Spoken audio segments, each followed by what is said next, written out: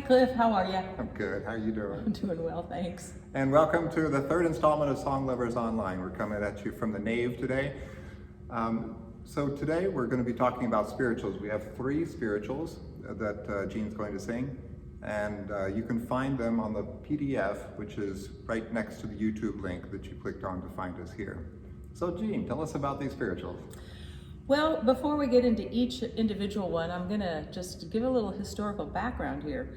As we all know, music has long been a way to express all emotions in the human spectrum, and for the enslaved Africans, music was a way to retain a small vestige of their culture, protest the unfairness and deplorable conditions of their enslavement, and provide a way to communicate with each other.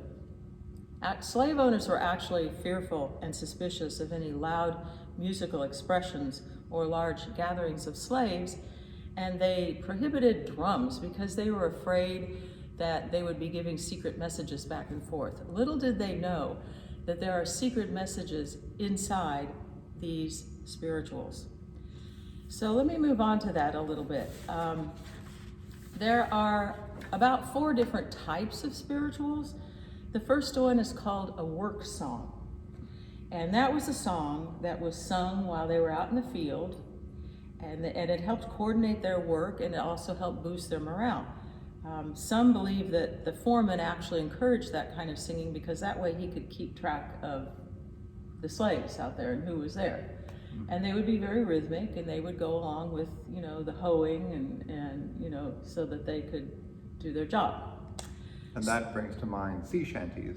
Yes. Which were exactly the same thing on a ship. If you're all singing together, then you're pulling the ropes together, and you're breathing together and working together. Right. Second type is what's called a cornfield ditty.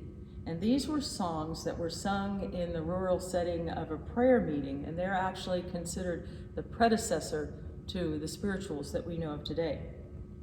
So then the spirituals that we know of today were created by these African slaves in the southern part of the United States, and they have a mix of the highly rhythmic and very slow, mournful kind of thing, which sort of depicted their life and the way that they struggled through their enslavement. The slaves related quite a lot to the stories of overcoming oppression that has been found in the Bible, and they used them to convey their double meaning. And here comes the really neat stuff. The last category is called a code song, and this is a song that contains specific directions or plans to escape. So you have all of these different words that meant things. For instance, heaven in a code song meaning life after death, meant freedom in the north. Canaan, the promised land, home, glory.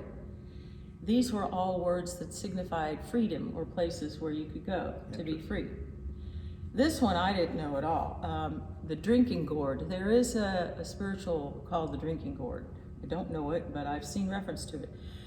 That was the Big Dipper, because at the end of the handle of the Big Dipper points to the North Star, so they knew which direction was north and which way to go to get to freedom. The chariot, or a train, if you hear about the train or a chariot, that meant the Underground Railroad. Steal away, as in that beautiful spiritual steal away,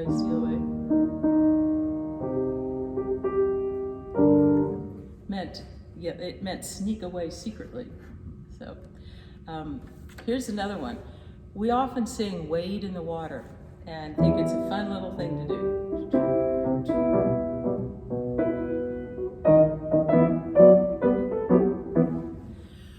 But wade in the water meant to the slaves, you need to get off the path that you're on and hit the water, because then the bloodhounds lose track of your scent and they cannot track you as you are escaping to the north.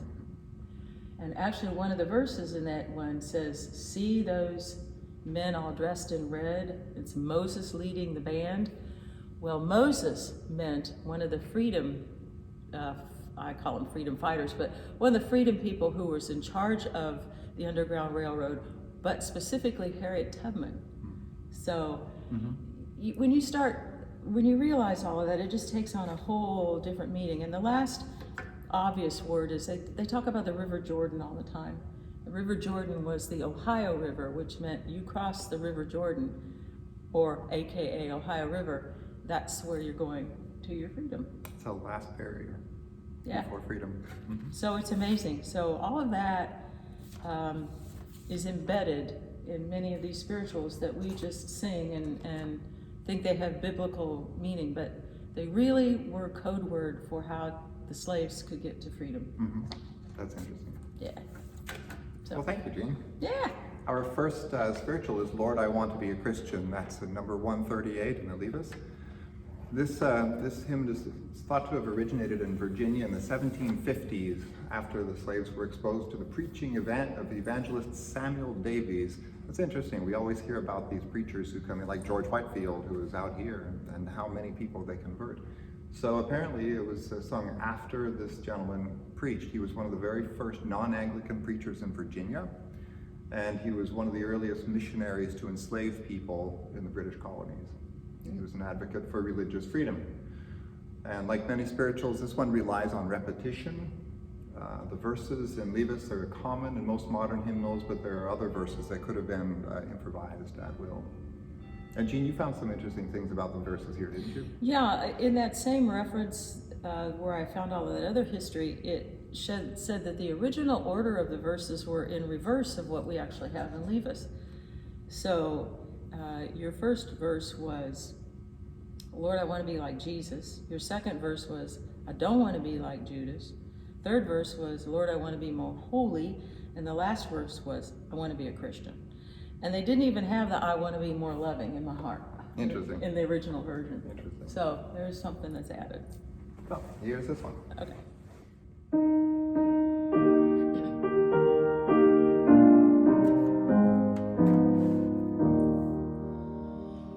Lord, I want to be a Christian in my heart, in my heart. Lord, I want to be a Christian in my heart, in my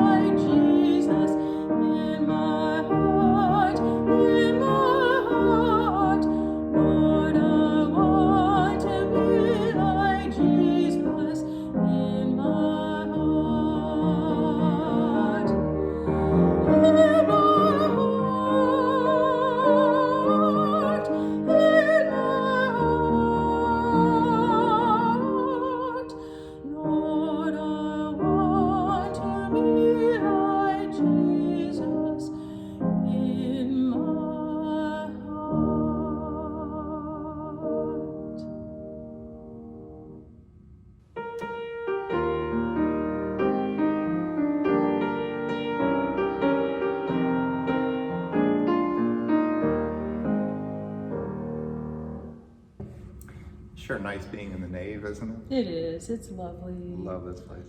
Yeah. Our next spiritual is He's Got the Whole World in His Hands. We don't know when it was written, but it was published in a paperback hymnal in 1927.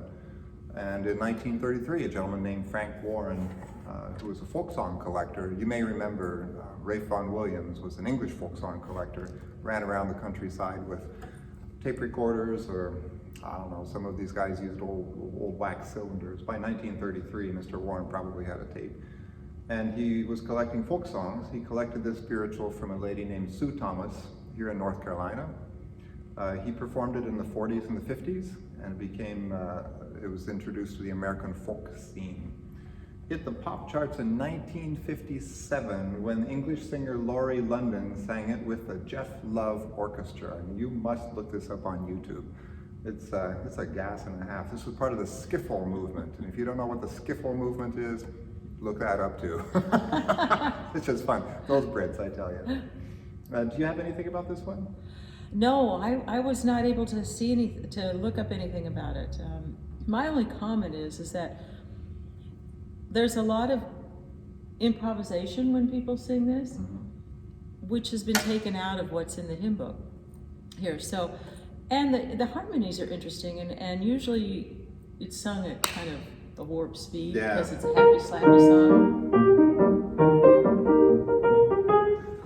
So, but that we're was gonna not sing necessarily the way they should have been Exactly. sung. It should have been sung slower, more in a gospel style. Right. So we're going to sing it slower, and we're going to sing the first verse exactly the way it's written, and then I'll start improvising. So I hope y'all are singing along. Yeah. We can hear him, can't we?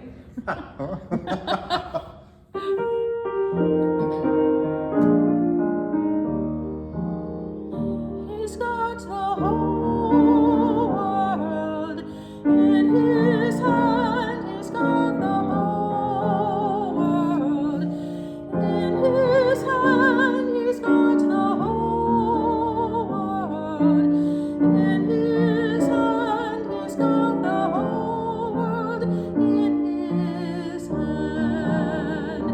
He's got you and me, sister, in his hand. He's got you and me, sister, in his hand. He's got you and me, sister, in his hand. He's got the whole world in his hand.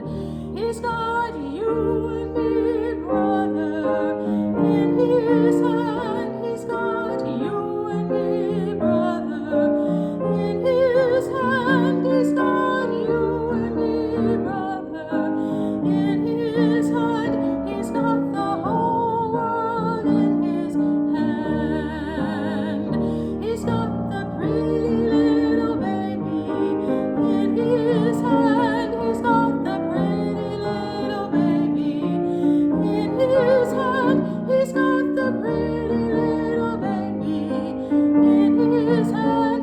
He's got the whole world in his hand. He's got everybody in his hand. He's got everybody in his hand. He's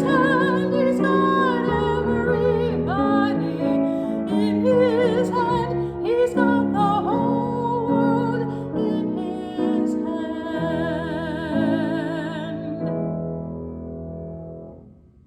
Like the key change at the end? Yeah, you snuck that one in on me. Surprise, surprise. I should have known.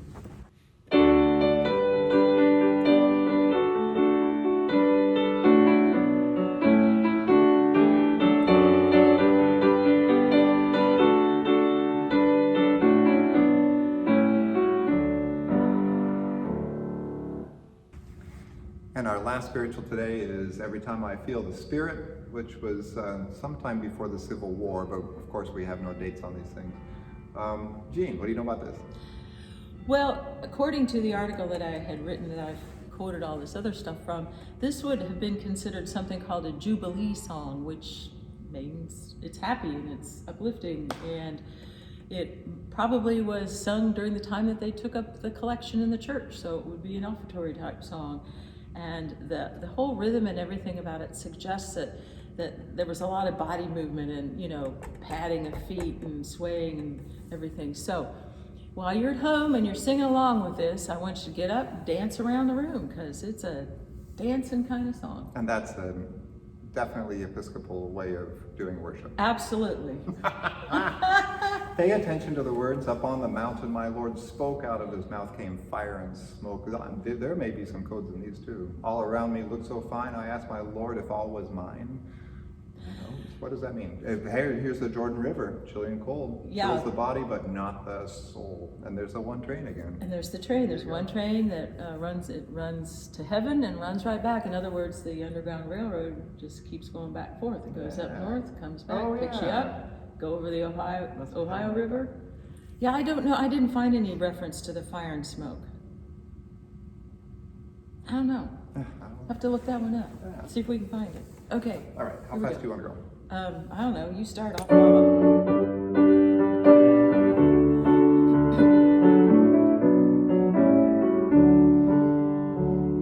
Every time I feel the Spirit moving in my heart, I will pray. Yes, every time I feel the Spirit moving in my heart, I will pray. Up on the mountain, my Lord spoke, out of his mouth came fire and smoke. All around me looked so fine, as my Lord, if all was mine. Every time I feel the Spirit moving in my heart, I will pray. Yes, every time I feel the Spirit moving in my heart, I will pray. Jordan River, chilly and cold, chills the body, but not the soul. There ain't but one train runs this track, runs to heaven and runs right back. Oh, every time I feel the Spirit moving in my heart, I will pray. Yes, every time I feel the Spirit moving in my heart, I will pray.